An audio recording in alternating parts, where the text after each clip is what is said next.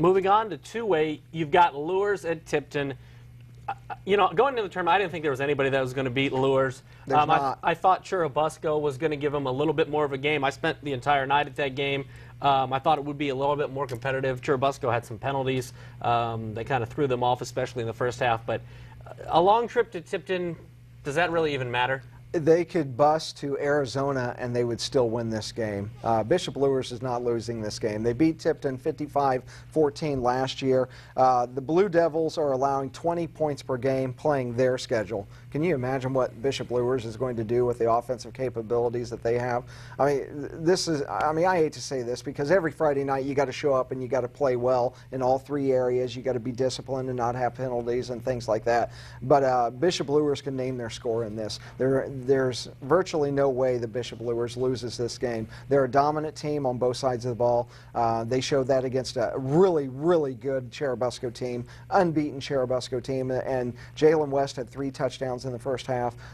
Bishop Luers, I don't care how long the bus ride to Tipton is, they could walk to Tipton, they're still going to win this. If you're Bishop Luers, how do you keep from being complacent a little bit at this point? Because with Churubusco, you had a regional team, a team that you've heard about all year. They've had success in 1A, moving up to 2A. Nicodemus was 10th in the state in rushing, coming in 1,600 yards. So you're kind of prepared to take a team down in your area that people already know about. You've got that motivation, aside from just the playoff motivation as it is.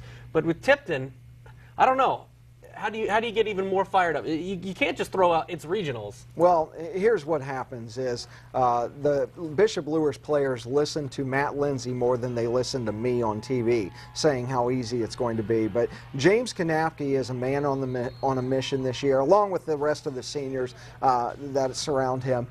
He talked earlier in the season about wanting to win the SAC, wanting to win another state championship.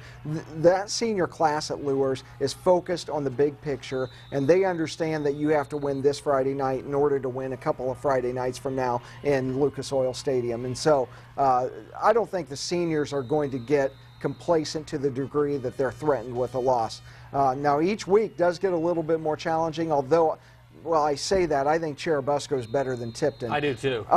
But the following week's going to be even more challenging. But the answer to your question is the senior class is not going to allow this group to get complacent and stumble. All right, so Tipton has its work cut out. Kind of a nice rivalry if you take a look at these two teams over the years where they played basketball-wise. If you remember Deshaun Thomas's senior year, they got knocked out down there. So. Yeah, but by Southwood. Well, in Tipton. It was in Tipton's, yeah. But Tipton basketball is better than Tipton football. Tipton football is a nice story.